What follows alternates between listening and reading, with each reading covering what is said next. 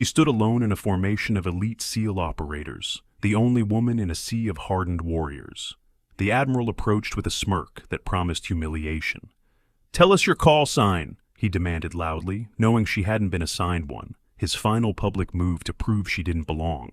Laughter rippled through the ranks as all eyes turned to witness her shame. But when she answered with 2 words, "Iron Widow," the Admiral's face drained of color. His ceremonial glass shattered on the floor as he staggered backward. In an instant, the room transformed from mockery to stunned silence. The woman they had dismissed for months was the ghost operator, whose name was spoken only in whispers. From which city in the world are you watching this video today? If you value stories of underestimated heroes finally receiving their due recognition, we invite you to subscribe and join our community. The morning sun cast long shadows across the immaculate training grounds of Naval Special Warfare Center in Coronado. 20 operators stood in perfect formation, their postures identical except for subtle differences that only the most trained eye could detect.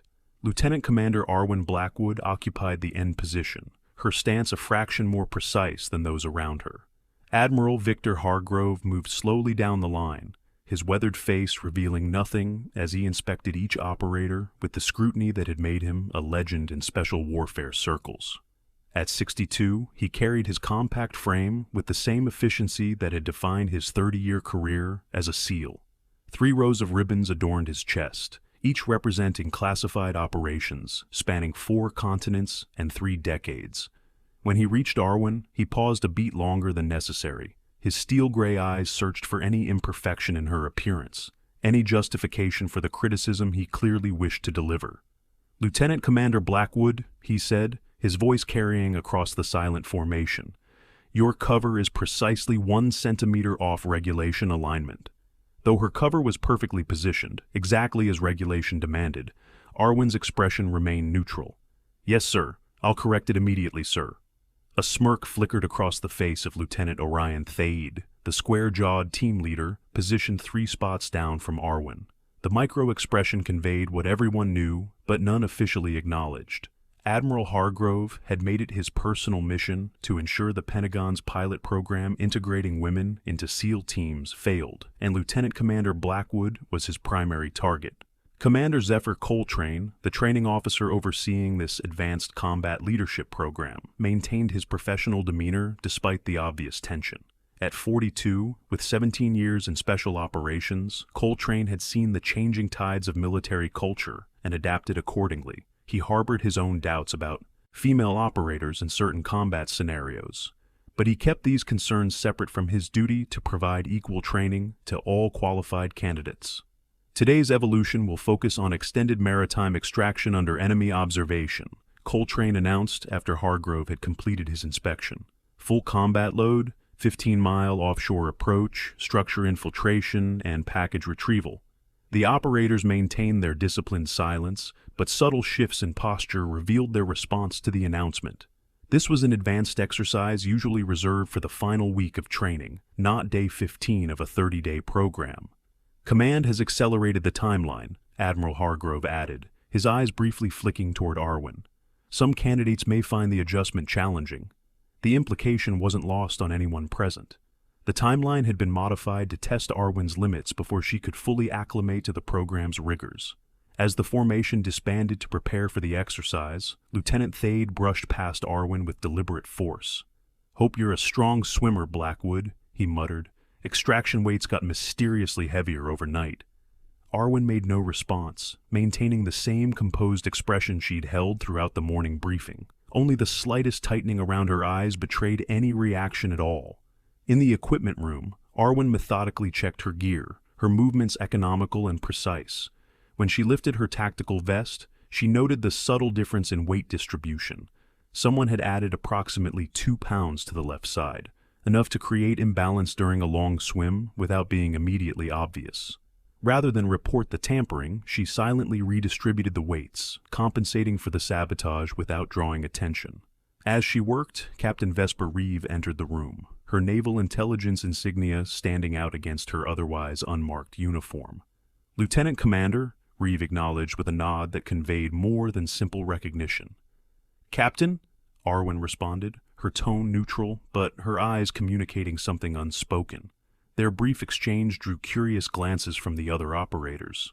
Captain Reeves' presence at the training center was unusual. Naval intelligence typically maintained distance from special warfare training operations, unless something extraordinary was occurring. As they prepared to board the transport helicopters, a communication officer approached Arwen with a secure tablet. "Priority message, Lieutenant Commander. Eyes only."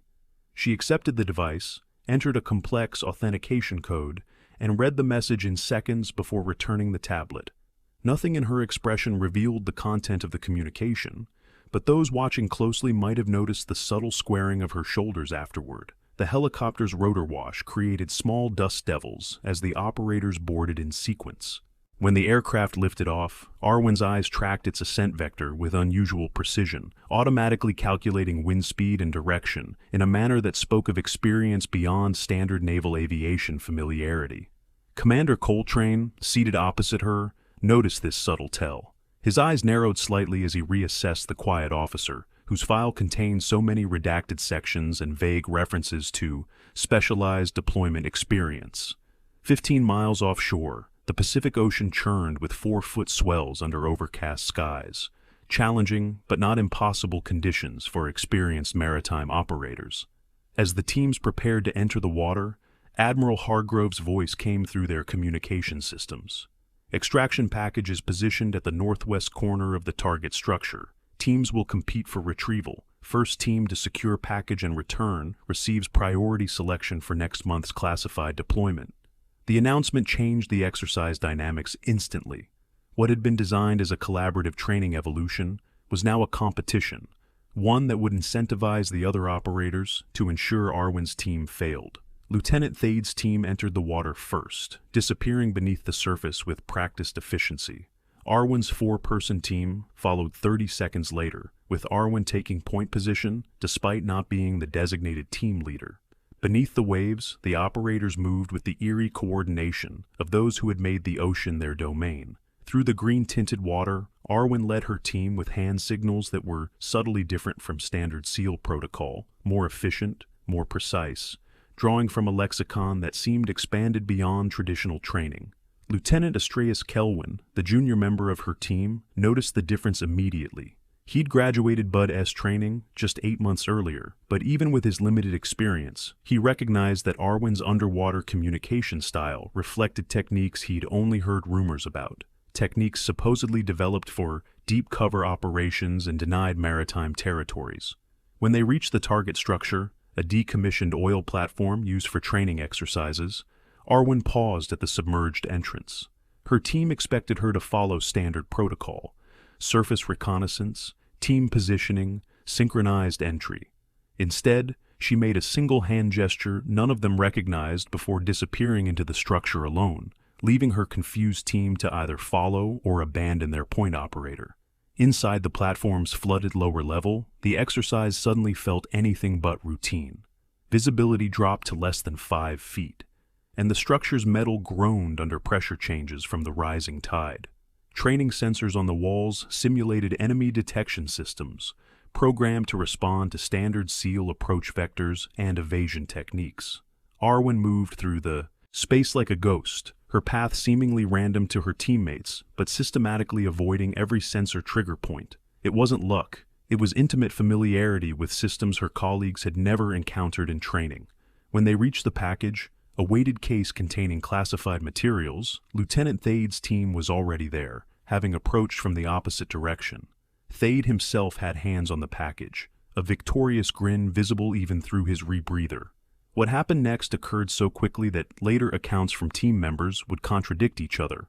Arwen executed a maneuver that momentarily disrupted visibility, created a tactical advantage through deliberate current manipulation, and somehow, without direct confrontation, resulted in her team securing the package while Thade's team found themselves responding to a perceived secondary threat that didn't actually exist.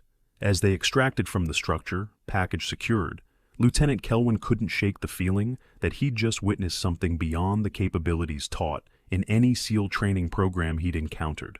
The woman leading them through the dark waters moved with the absolute certainty of someone who had done this under actual combat conditions, not training scenarios.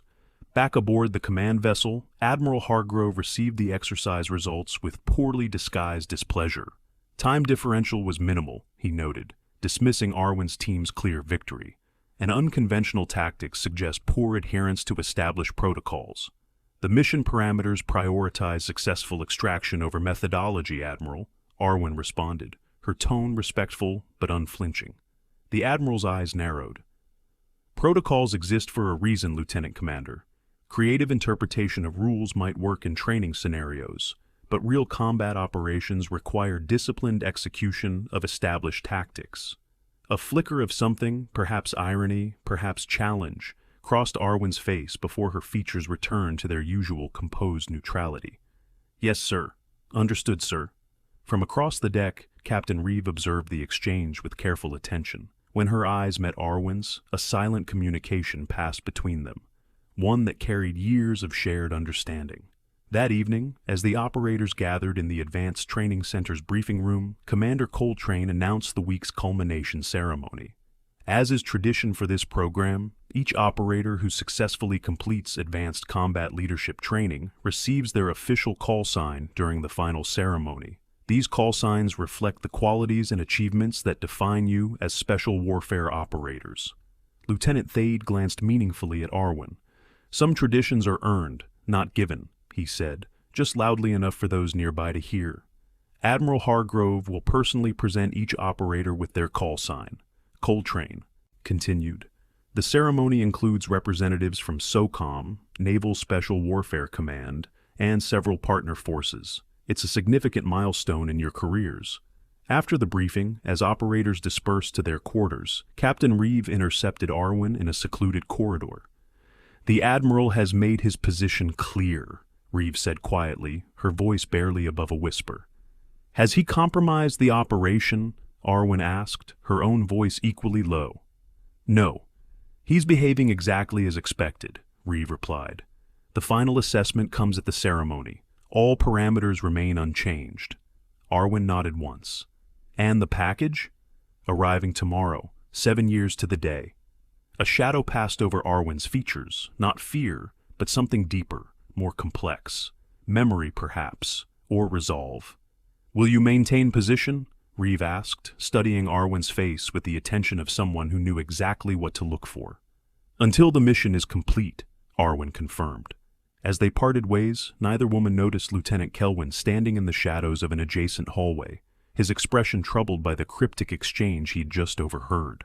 The following days brought a series of increasingly demanding training evolutions, each seemingly designed to isolate or disadvantage Arwen. Yet through each challenge, she maintained a level of performance that was precisely calibrated, never failing, but never demonstrating capabilities that might draw undue attention.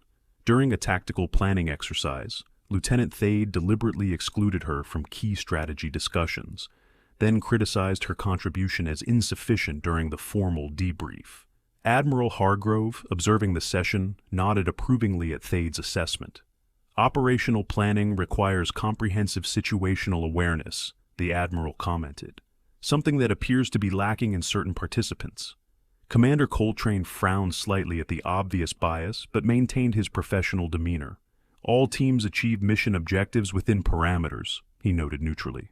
Lieutenant Commander Blackwood's team actually registered the lowest casualty projection.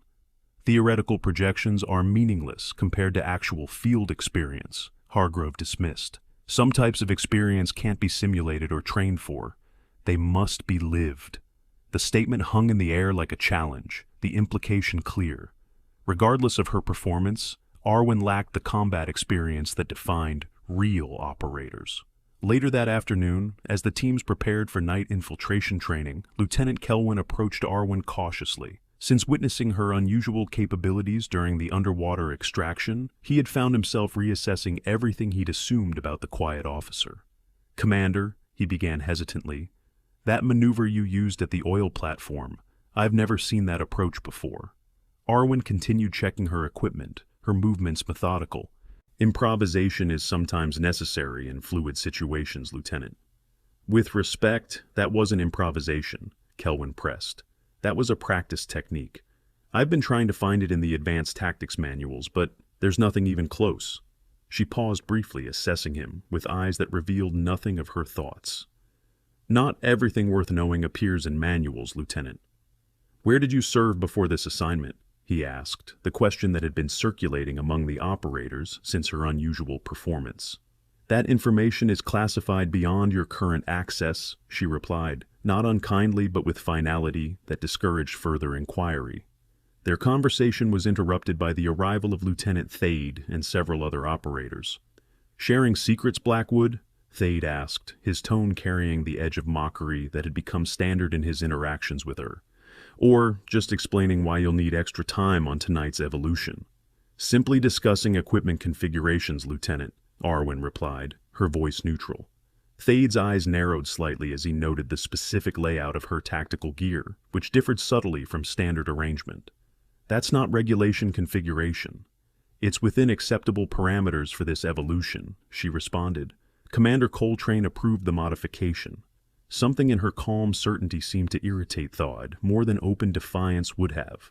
Just because they've lowered standards to accommodate you doesn't mean we have to pretend you belong here, he said, dropping all pretense of professional courtesy. Lieutenant Kelwyn tensed, uncomfortable with the open hostility, but unwilling to intervene against a superior officer. Arwen simply continued her preparations, offering no visible reaction to the provocation. We should focus on mission readiness, Lieutenant. The evolution begins in 30 minutes. Thade moved closer, deliberately invading her personal space. You think because you've survived 15 days of this program that you understand what it means to be a SEAL? You have no idea what real operators face in the field, the life and death decisions, the weight of command when everything goes wrong and there's no support coming. For the first time, a flash of something dangerous appeared in Arwen's eyes before she controlled it. I understand more than you might think, Lieutenant. Prove it then, he challenged. Tonight's evolution, your team against mine, no restrictions, full tactical autonomy. Let's see what you're really made of when the rulebook goes out the window. Commander Coltrane's voice cut through the tension. That's enough, Lieutenant Thade. This program isn't about personal competitions. With respect, Commander, Thade argued, competitive pressure reveals true operational capability. Isn't that the point of this entire program? Coltrane considered this, then glanced at Arwen. Lieutenant. Commander, your thoughts? I have no objection to Lieutenant Thade's suggestion, she replied calmly. Battlefield conditions rarely conform to training parameters. Adaptability under pressure is a valuable skill to assess. Something in her response seemed to surprise both Thade and Coltrane, though for different reasons. Very well, Coltrane decided. Tonight's evolution will feature direct competition between teams. Standard safety protocols remain in effect, but tactical approaches are at team leaders' discretion. As the operators dispersed to complete their preparations, Captain Reeve appeared beside Coltrane. Interesting modification to the training schedule, she observed. Not my preference, Coltrane admitted, but sometimes revealing moments emerge from unexpected situations. Indeed they do, Commander, Reeve agreed, her gaze following Arwen as she moved efficiently through her pre-mission routine. Sometimes that's precisely the point.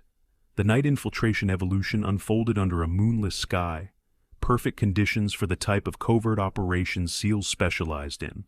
Both teams inserted via fast rope from helicopters into densely forested terrain 5 miles from their objective, a simulated enemy communications center.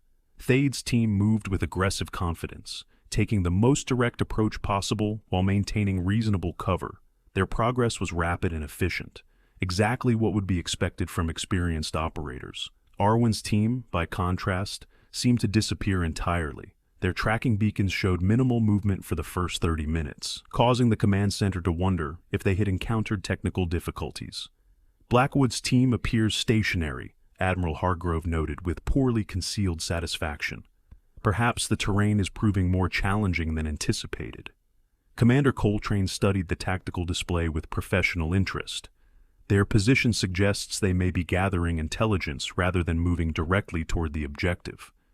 Or they're stuck and too proud to call for assistance, the Admiral suggested.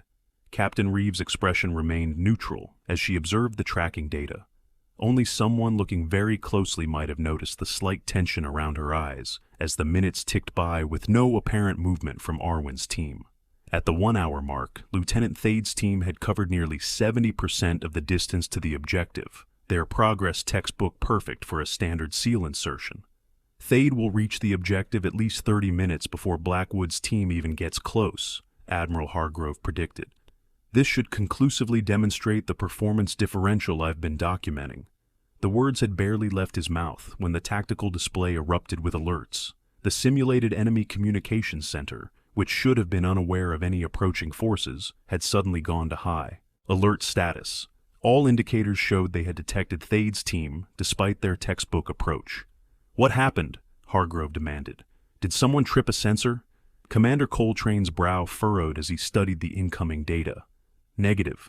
The alert appears to have been triggered by communications intercept, not physical detection.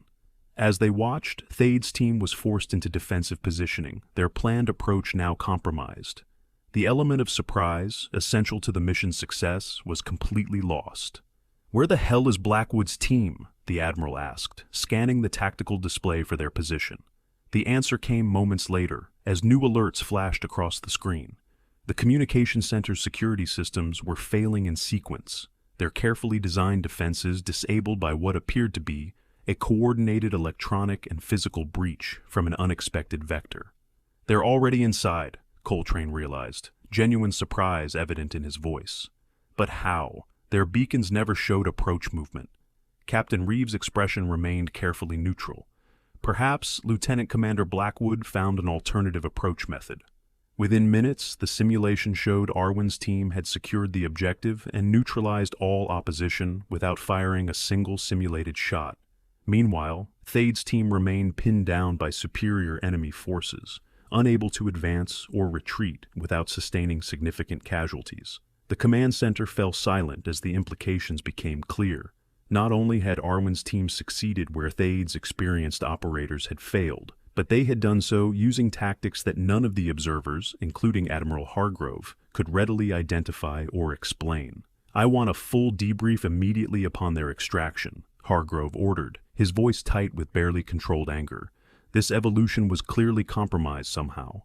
Captain Reeve and Commander Coltrane exchanged a brief glance before returning their attention to the tactical display, where Arwen's team was now executing a textbook extraction, moving with the same ghost-like efficiency that had characterized their entire operation.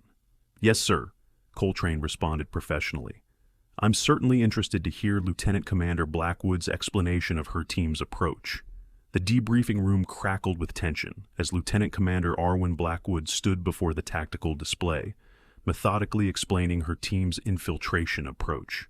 Admiral Hargrove sat at the center of the observation table, his fingers steepled before him, eyes narrowed with barely contained suspicion.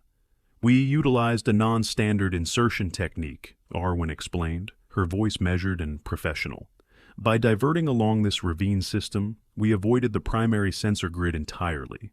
That ravine doesn't appear on standard topographical maps," Commander Coltrane noted, studying the display with genuine interest. "It's a seasonal drainage feature," Arwen replied, "only visible during certain months or after studying historical satellite imagery." Lieutenant Thade leaned forward, his earlier confidence replaced by reluctant curiosity. "Even accounting for the ravine, your team covered that distance in impossible time. We employed a modified equipment configuration," she continued, displaying images of her team's gear arrangements. "By redistributing weight and utilizing alternative carry methods, we increased movement efficiency by approximately 22%. Admiral Hargrove's jaw tightened visibly. "These modifications aren't part of standard SEAL tactical doctrine." "No, sir. They're adaptations developed for specific operational requirements," Arwen acknowledged.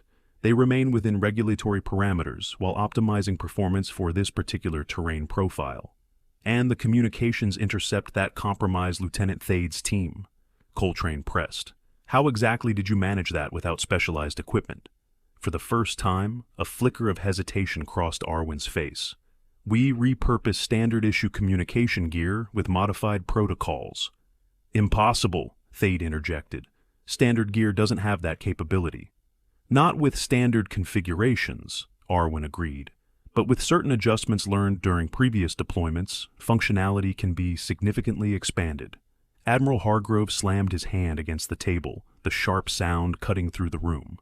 "Enough evasions, Lieutenant Commander. You employed classified techniques outside the scope of this training program, techniques that you have no documented training or authorization to utilize." The room fell silent as all eyes turned to Arwen. Even Captain Reeve, observing from the back of the room, tensed slightly at the direct confrontation. "With respect, Admiral," Arwen replied, her composure unbroken. "My full operational history and training record contains classified sections that aren't accessible at this briefing security level." "I have Alpha 9 clearance," Hargrove countered. "There is no operation conducted by Naval Special Warfare that I cannot access." Something subtle shifted in Arwen's expression. Not quite a smile, but the barest hint of knowledge held in reserve. "Yes, sir." The simple acknowledgement carried implications that rippled through the room. If Hargrove's Alpha 9 clearance didn't grant him access to Arwen's full record, then whatever operations she had participated in existed outside standard naval special warfare command structures, something theoretically impossible for a naval officer of her rank. Captain Reeve stepped forward smoothly. "Admiral, perhaps we should continue this discussion in a more appropriate setting. Lieutenant Commander Blackwood's team achieved all mission parameters with exceptional efficiency. For training purposes, that outcome should be our primary focus." Hargrove's eyes darted between Reeve and Arwen, clearly sensing layers of meaning in their exchange that he couldn't fully decode. "This isn't over, Lieutenant Commander," he said finally. "Commander Coltrane will complete the standard debrief. I expect your team's full report on my desk by 0800 tomorrow." As the Admiral departed, the atmosphere in the room shifted perceptibly. Thade studied Arwen with new intensity, reassessing everything he thought he knew about the quiet officer who had just outmaneuvered his experienced team using tactics he couldn't identify despite years of special operations experience. "Dismissed," Commander Coltrane announced after completing the formal debrief requirements. "Excellent work by both teams under challenging conditions." As the operators filed out, Lieutenant Kelwin lingered behind, waiting until he could approach Arwen privately. "That drainage ravine," he said quietly. "It doesn't appear in historical satellite imagery either. I checked." Arwen regarded him steadily. "You have good attention to detail, Lieutenant." "My father served in special reconnaissance. He taught me that what isn't said often matters more than what is." Kelwin hesitated before continuing. "Whatever you're really doing here, Commander, I don't think it's what Admiral Hargrove believes it is." "Focus on the training, Lieutenant," she replied, neither confirming nor denying his implied question. "This program has valuable lessons for everyone involved." Before he could respond, Captain Reeve appeared at Arwen's side. "Lieutenant Commander, a moment of your time." Kelwin nodded respectfully before departing, leaving the two women alone in the debriefing room. Reeve activated a small electronic device that emitted a subtle hum, establishing a localized counter-surveillance field.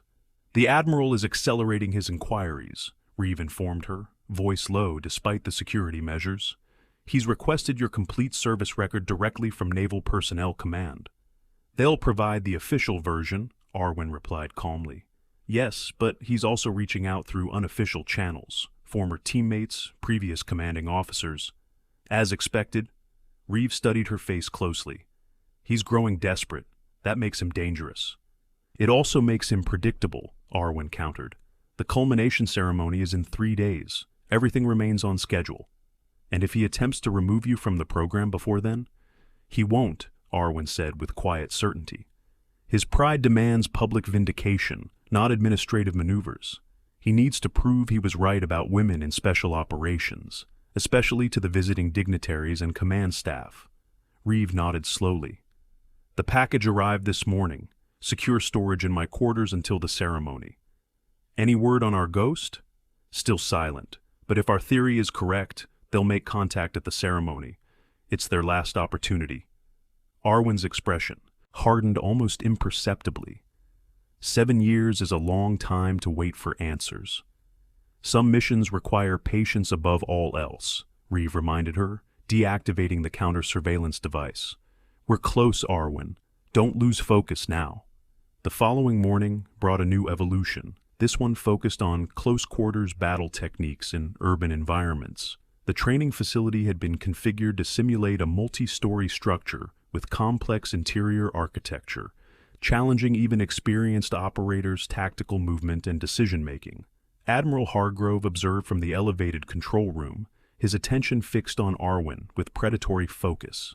Beside him, a visitor in the uniform of a Marine Corps general studied the proceedings with professional interest. "The female officer," the general noted. "Lieutenant Commander Blackwood. Her file crossed my desk last week. Impressive qualifications." "On paper, perhaps," Hargrove replied dismissively. "Reality often proves less impressive than administrative documentation." "I understand she's performed exceptionally well in this program so far," the general pressed, "including yesterday's night evolution." Hargrove's expression tightened. "Temporary successes in controlled training environments don't translate to sustained combat effectiveness, General Hayes. My concern remains the long-term viability of female operators in Tier 1 special operations roles. A concern not universally shared across Joint Special Operations Command," Hayes observed mildly. "The data increasingly suggests that properly selected and trained female operators provide unique tactical advantages in certain scenarios." Before Hargrove could respond, alarms blared through the facility. On the monitoring screens, a training scenario had suddenly escalated beyond planned parameters. Smoke filled one section of the structure as warning indicators flashed across the control panels. "What's happening?" Hargrove demanded. The technical officer manning the control station worked furiously at his console. "Sir, there's been a malfunction in the simulation system. The fire suppression protocols have activated with actual incendiary components rather than training markers." "Evacuate the structure immediately," General Hayes ordered. "Negative," the technician responded, his voice tight with concern. "The malfunction has triggered security lockdown. Standard access points are sealed until the system can be reset from the main control node inside the structure." On the monitors, operators could be seen reacting to the emergency, their training exercises forgotten as actual smoke began to fill corridors and rooms. Most teams moved efficiently toward alternative exit points, their special operations training seamlessly transitioning from simulation to real-world emergency response. But one team found themselves in a rapidly deteriorating situation. Lieutenant Thade and 3 other operators were trapped in a section where the smoke was densest, their path to extraction blocked by a security door that had sealed during the malfunction. "Get me communications with Thade's team," Hargrove ordered. "Comms are intermittent due to the security lockdown," the technician reported. Last transmission indicated they were seeking alternative egress through the east utility shaft. On another monitor, Arwen's team could be seen moving with purpose, not toward an exit, but deeper into the structure. Their movement pattern suggested a deliberate approach to the control node, the only location where the malfunctioning systems could be manually overridden.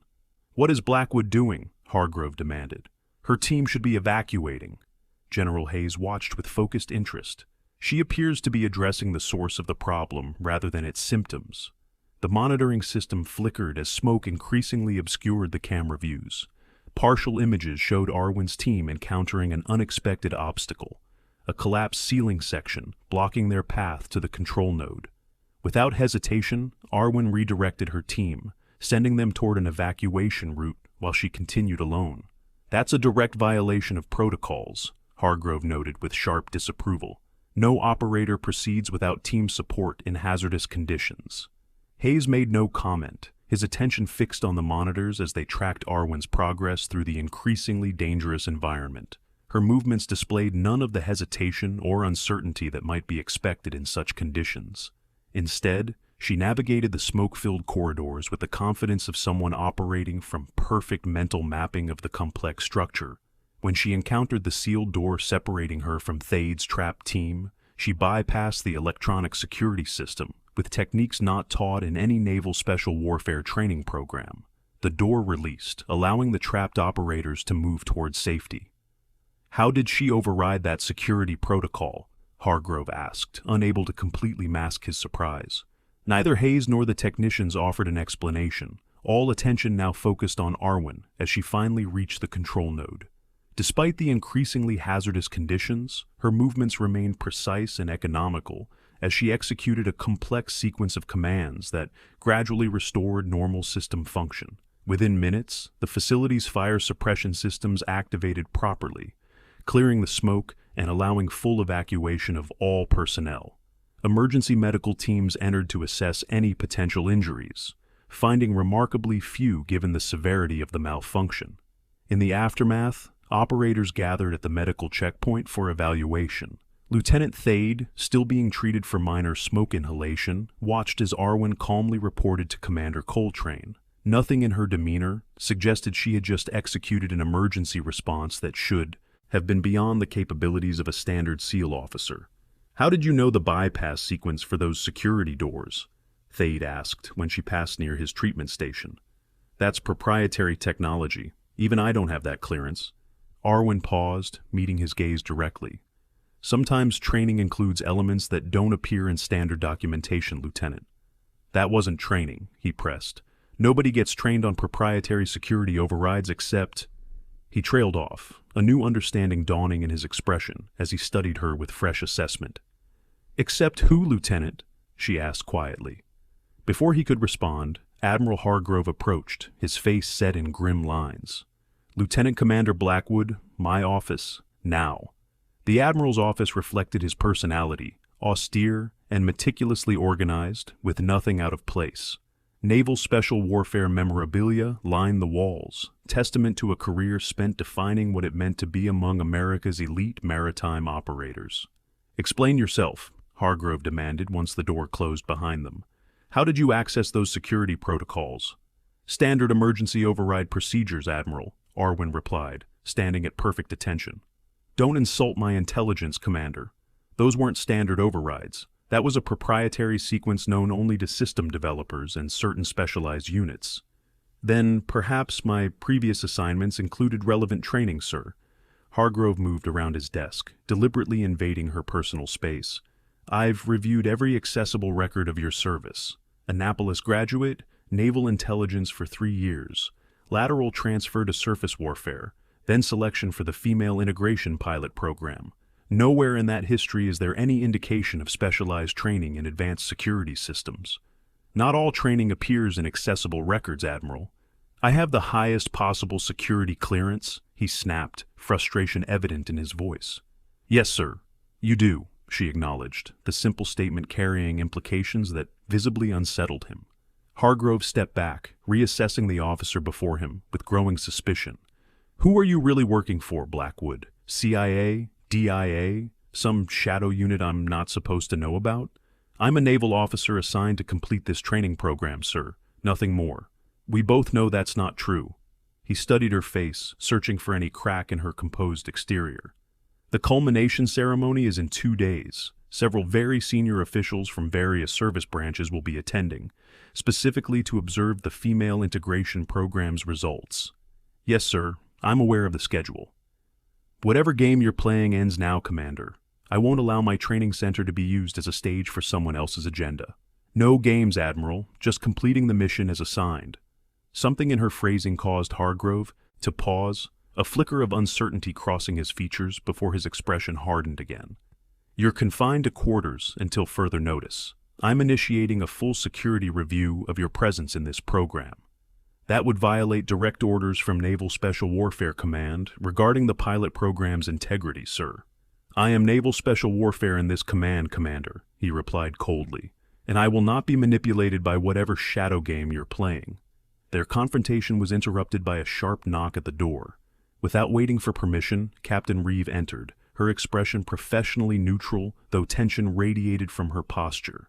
"Admiral, General Hayes has requested Lieutenant Commander Blackwood's presence for an operational debrief regarding the facility malfunction." Hargrove's jaw tightened visibly.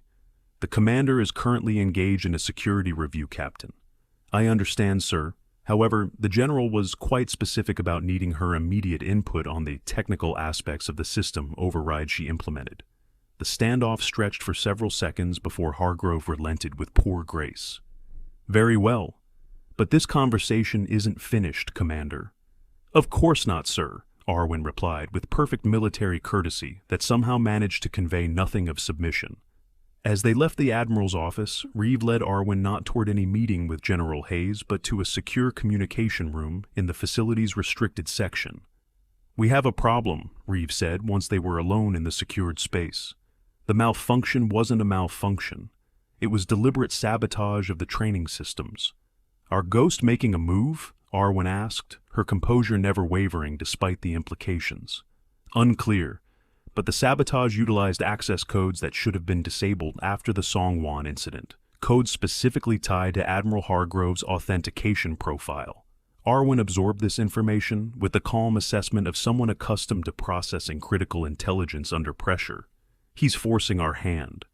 "Or someone is forcing his," Reeve countered. "The timing is too perfect. 2 days before the ceremony, just as key observers are arriving." "Has the Admiral's movement been tracked since the incident?" "Continuously. He hasn't attempted any unauthorized communications." Arwen considered this. Then either he's working with someone inside the facility, or someone else is using his access credentials. "Either possibility represents a critical security breach," Reeve noted. "We need to accelerate the timetable." "No," Arwen decided after a moment's consideration. "Changing plans now would alert whoever is making these moves. The ceremony remains our best opportunity to force exposure. It's also the highest risk scenario, with multiple flag officers and foreign observers present." "Which is precisely why it's the perfect moment," Arwen countered. "No one would attempt something truly catastrophic with that level of security present. This is about manipulation and exposure, not direct action." Reeve studied her colleague's face, seeing the absolute conviction behind her calm exterior. 7 years is a long time to carry this mission, Arwen. Some debts can only be repaid in full." Before Reeve could respond, the secure communication system activated, indicating an incoming message with the highest priority designation. The screen displayed a simple text: "Widow protocol initiated. Stand by for package delivery." Both women recognized the significance immediately. The endgame had begun, whether they were ready or not. The ceremony hall gleamed under carefully directed lighting. Naval Special Warfare Command had spared no expense for this particular culmination event, transforming the Utilitarian Training Center auditorium into a space worthy of the distinguished guests in attendance. American flags flanked a stage where a ceremonial display featured the SEAL trident prominently. Officers in dress uniforms and foreign military attachés in their respective formal attire created a sea of medals, ribbons, and insignia representing decades of combined special operations experience. Admiral Hargrove stood center stage, resplendent in his full dress uniform with rows of decorations testifying to a legendary career. Behind him, Commander Coltrane and Captain Reeve occupied positions of prominence alongside other senior officers. The graduating operators sat in the front row, their posture reflecting the discipline that had carried them through the grueling Advanced Combat Leadership program. As the formal proceedings began, the atmosphere carried the weight of tradition and earned respect. Admiral Hargrove approached the podium, his weathered features solemn as he addressed the assembled crowd. "For over 60 years, Naval Special Warfare operators have represented the pinnacle of American military capability," he began. "The men, and now women, who earn the right to serve in these units do so through extraordinary demonstration of physical strength, tactical expertise, and unwavering character." His emphasis on the word "earn" was subtle but unmistakable, especially to those familiar with his views on gender integration. "Tonight, we continue a tradition that dates back to the earliest days of Naval Special Warfare. Each operator receives their call sign, a name that will follow them throughout their special operations career. These names aren't chosen lightly. They reflect the essence of the operator, often commemorating a defining moment that revealed their true character under pressure." The ceremony proceeded with practiced precision. One by one, operators were called forward alphabetically, despite the previous announcement regarding seniority order, a change that caused subtle reactions among the graduating class. Each received a ceremonial chalice containing salt water, symbolizing the element in which SEALs were born as operators. As they drank, Admiral Hargrove announced their call sign and its significance. "Lieutenant Orion Thade," the Admiral announced when Thade's turn came, "your instructors and peers recognize your exceptional leadership during the Omen training evolution, where your decision-making under extreme conditions ensured your entire team's survival. You will be known as Beacon." Thade accepted the chalice with evident pride, drinking the salt water before exchanging a salute with the Admiral. As the ceremony continued, the operator's row gradually emptied until only Arwen remained seated, The change in order had been yet another calculated move to isolate her at the conclusion, a final public reminder of her outsider status. When all others had received their call signs, Admiral Hargrove paused dramatically before addressing the assembly again. As many of you know, the integration of women into special operations roles represents a significant change to our historical composition. While the Navy follows lawful directives regarding this integration, it remains the responsibility of command to ensure all operators, regardless of gender, meet the unwavering standards that make our forces the world's most capable. The message beneath his diplomatic phrasing was clear to everyone present. "Lieutenant Commander Arwen Blackwood," he finally called, his voice carrying a subtle but unmistakable challenge. Arwen stood, her movement economical and precise. She approached the stage with the measured cadence of someone completely in control of every muscle, every expression. Nothing in her demeanor suggested anxiety or uncertainty, despite the obvious tension in the room. Admiral Hargrove held the ceremonial chalice, studying her with eyes that had assessed countless operators throughout his career. "Lieutenant Commander, you have participated in our Advanced Combat Leadership Program for the requisite period. Before assigning your call sign, perhaps you could share with our distinguished guests your most significant operational achievement to date." The request deviated from protocol. No other operator had been asked to justify their presence or qualifications. A subtle murmur passed through the audience as the impropriety registered. Arwen's expression remained perfectly composed. "With respect, Admiral, my operational history includes classified deployments that cannot be discussed in this setting." A thin smile crossed Hargrove's face. "Of course. Most convenient." He turned slightly to address the audience.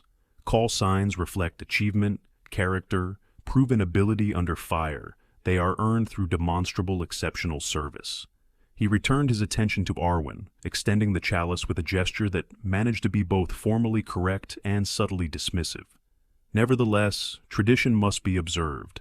Lieutenant Commander Blackwood, what call sign have you been assigned by your instructors and peers?" The question was designed as a trap.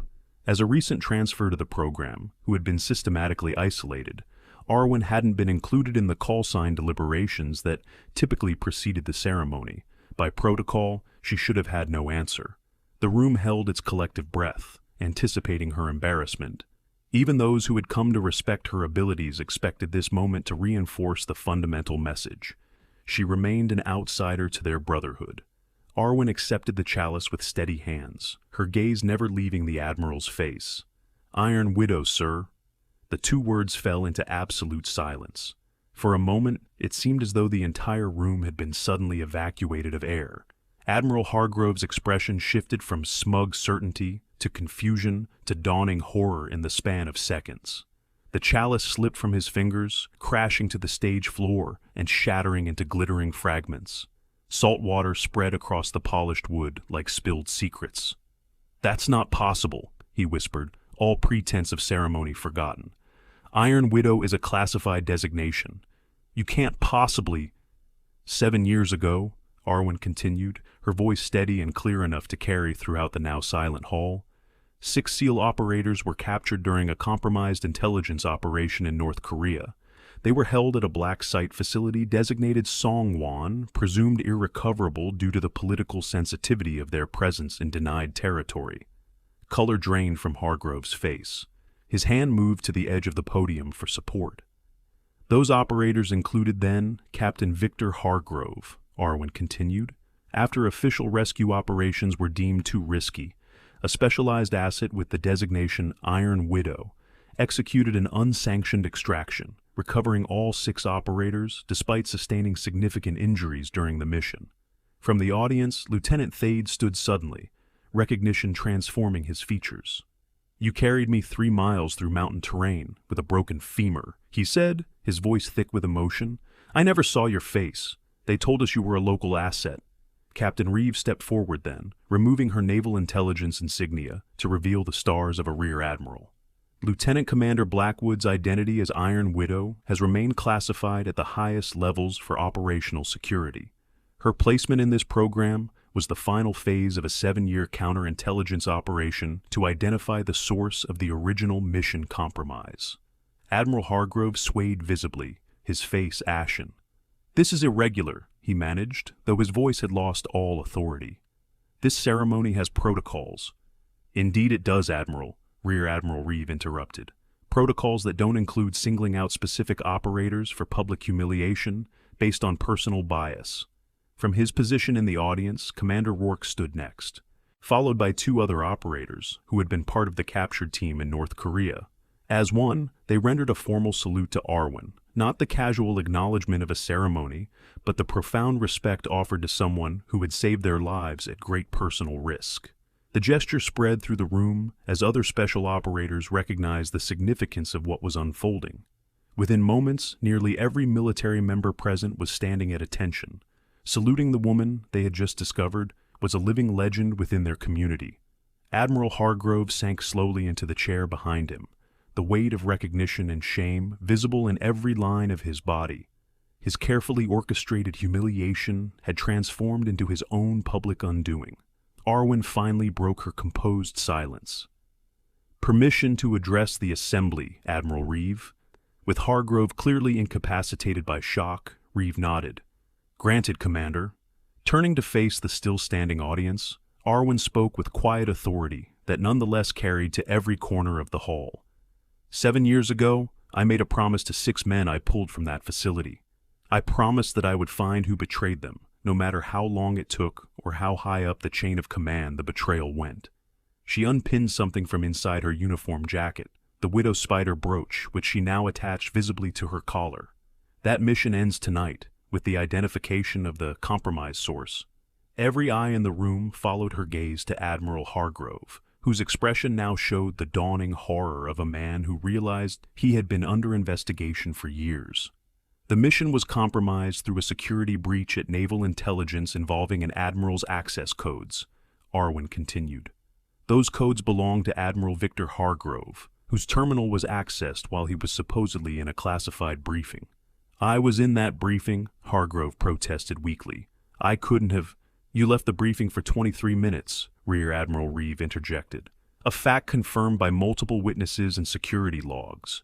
During that time, your personal codes were used to access highly classified information about the North Korean operation." "That doesn't prove intent," Hargrove argued, desperation entering his voice. "It could have been negligence, leaving my station unsecured." "Which is why Lieutenant Commander Blackwood was assigned to this program," Reeve finished. "To observe your reaction when confronted with the operative who saved the men, your negligence nearly killed. Your systematic attempts to break her, to drive her out of the program, revealed a pattern of behavior consistent with someone desperately trying to protect their reputation at all costs." The hall remained silent as the full implications became clear to everyone present. Whether through negligence or something worse, Admiral Hargrove's actions had nearly cost 6 operators their lives, and for 7 years he had never acknowledged responsibility, instead building his reputation on their successful rescue, while simultaneously working to undermine the very programs that had made that rescue possible. In the heavy silence that followed, Lieutenant Thade stepped forward. Without speaking, he removed his newly awarded trident pin and placed it on the stage before Arwen, a profound gesture of respect that acknowledged her as the true embodiment of everything the insignia represented. One by one, other operators followed suit until a small collection of trident pins lay at her feet, a spontaneous recognition of her status among them that transcended formal ceremony or official designation. Admiral Hargrove watched this unprecedented display with visible distress. "This is highly irregular," he repeated, though his protest sounded hollow even to his own ears. "On the contrary, Admiral," Rear Admiral Reeve replied, "it is the most authentic expression of special warfare values I've witnessed in decades. These operators recognize one of their own, perhaps the best among them, regardless of gender or background.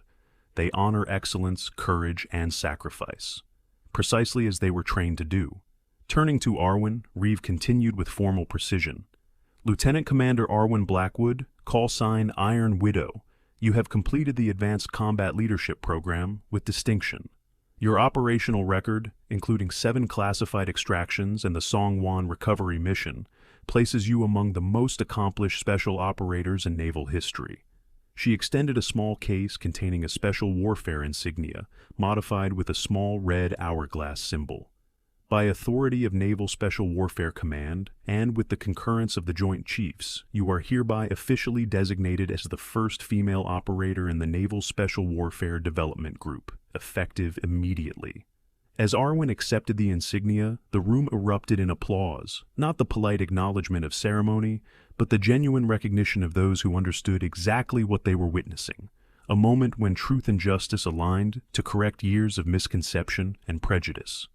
In the aftermath of the ceremony, the training center buzzed with activity as security personnel discreetly escorted Admiral Hargrove to a waiting vehicle for transport to Naval Intelligence Headquarters.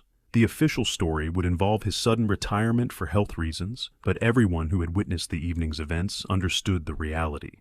Lieutenant Thade approached Arwen as she stood, speaking quietly with Rear Admiral Reeve. He waited respectfully until their conversation concluded before stepping forward. "Commander," he acknowledged, the respect in his voice genuine, "I owe you an apology. Several, actually." Arwen studied him with the same calm assessment she brought to everything. "You were operating under false assumptions, Lieutenant. We all do sometimes. Not just about you," he clarified, "about what strength looks like, about who belongs in these units." He hesitated before continuing. "I never saw your face that night in North Korea. You wore a tactical mask the entire time. But I remember your voice when you told me I wasn't going to die in that place. I've carried that promise with me for 7 years without knowing who made it." "The promise is what mattered," she replied, "not who gave it." "Maybe," he acknowledged, "but knowing now changes things, for all of us." He gestured to the other operators who had been part of her program, now gathered in small groups, their body language and expressions completely transformed from the dismissive attitude they had shown weeks earlier. Lieutenant Kelwin approached next, his expression one of newfound respect, tinged with lingering curiosity. "Commander, if you don't mind my asking, how did you maintain cover for so long, even under the extreme conditions Admiral Hargrove created?" A hint of what might have been amusement flickered across her usually composed features. "SEAL training teaches endurance under pressure, Lieutenant. I simply applied those lessons in a different context." "Will you be staying with the program now?" he asked. Before she could answer, Rear Admiral Reeve rejoined them. "Lieutenant Commander Blackwood has a new assignment effective immediately. Her experience will be invaluable in reshaping our special operations protocols for future integrated teams." As others gathered to offer their congratulations and respect, Arwen maintained the same composed demeanor she had shown throughout the program. Only those who knew her best might have detected the subtle signs of emotion beneath her controlled exterior, a sense of mission completed and promises kept.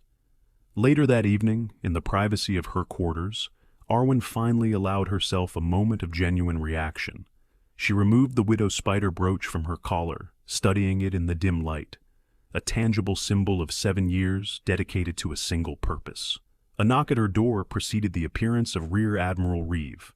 "The official debrief is scheduled for 800 tomorrow," she informed Arwen. "Naval Intelligence will want a complete accounting of the investigation and your conclusions regarding Admiral Hargrove's involvement." "Was it worth it?" Arwen asked quietly, the question not directly related to the administrative details, but to something more fundamental. Reeve understood the real question immediately. "You saved 6 lives that night in Songwon, and by completing this mission, you've likely saved countless more who would have been compromised by the Admiral's continued negligence. So, yes, Commander, it was worth it." Arwen nodded slowly, replacing the brooch in its case. "What happens next?" "That's largely up to you," Reeve replied.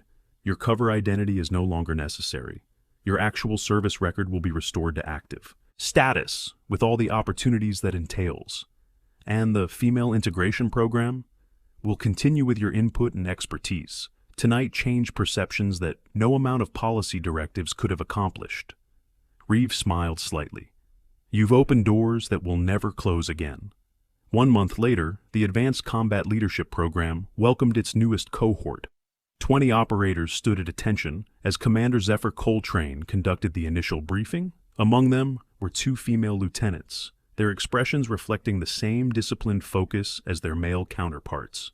At the front of the room stood Lieutenant Commander Arwen Blackwood, her uniform now bearing the specialized insignia of her new position as program instructor, The small widow spider pin remained on her collar, no longer hidden but worn as an official recognition of her call sign and the legend it represented. This program will test every aspect of your capabilities as special warfare operators, she began, her quiet voice commanding immediate attention. You will be evaluated not on where you came from or what you look like, but on what you can contribute to your team and how you perform under pressure. Her gaze swept across the assembled operators, lingering briefly on the female lieutenants whose presence represented the beginning of a new chapter in naval special warfare history. Some of you may have heard stories about the recent changes in our command structure and training philosophy, she continued. Let me be clear. The standards have not been lowered or altered. What has changed is our recognition that excellence comes in different forms, and that true operational capability transcends traditional expectations. Lieutenant Thaid, now serving as an assistant instructor, stood at the side of the room, his attitude toward the program and its mission completely transformed from his previous perspective. Over the next 30 days, you will be pushed beyond what you believe possible, Arwen told the new cohort. You will fail. You will succeed. You will learn that your preconceptions about yourself and others are often your greatest limitation. She paused, allowing her words to settle across the silent room. And when you complete this program, you will understand what truly matters in special operations. Not who you are, but what you bring to the mission and how completely you are willing to commit to something greater than yourself. As the briefing concluded and the new operators filed out to begin their first evolution, Lieutenant Kelwin approached Arwen. I've been meaning to ask, Commander, he said. That night in North Korea, when you extracted Admiral Hargrove's team against impossible odds, how did you know it could be done? Arwen considered him thoughtfully before answering. I didn't know it could be done, Lieutenant. I simply knew it had to be done, and that was enough. The simple statement encapsulated everything. That had defined her career and her approach to seemingly insurmountable challenges, an understanding that now formed the foundation of her teaching philosophy. Limitations existed primarily in the mind, and the truly extraordinary became possible when necessity met unwavering commitment. As she watched the new cohort begin their journey, Arwen recognized that her own journey had come full circle. The mission that had begun in darkness 7 years ago had finally reached its conclusion in the light of public recognition, not for her personal glory, but for the principle that true excellence deserved acknowledgement regardless of its source. The widow pin on her collar caught the morning light, its red hourglass symbol no longer a mark of secret identity, but a proud declaration of capability and service, a visual reminder that sometimes the most formidable warriors were those most easily underestimated. Have you ever known someone who never asked for recognition but deserved more than anyone else? Share your experience in the comments below and subscribe to see more stories that remind us to look deeper than appearances.